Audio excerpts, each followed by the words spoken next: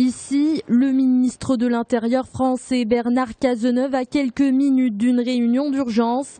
Ça y est, le balai des voitures officielles débarque. Les ministres de l'Intérieur européens, canadiens et américains arrivent.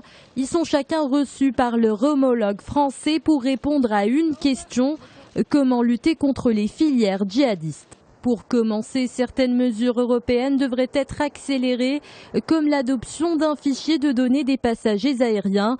Une décision bloquée depuis 2 ans pour un souci de protection de la vie privée.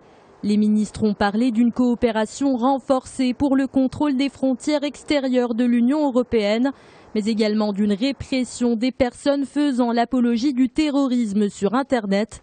Ils prévoient enfin une lutte acharnée contre le commerce d'armes à feu, une question qui préoccupe encore plus les États-Unis. Le ministre de la Justice, Eric Holder, a expliqué depuis Paris sa future stratégie antiterroriste face à la télévision américaine. Nous sommes face à des terroristes qui commettent des actes haineux en se servant de l'islam. Ils utilisent une fausse version de l'islam pour justifier leurs actions. Nous sommes tous déterminés à les poursuivre, à les traquer où qu'ils soient.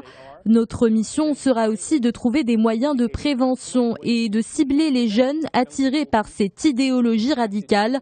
On doit les empêcher de devenir membres de ces groupes et de passer à l'acte.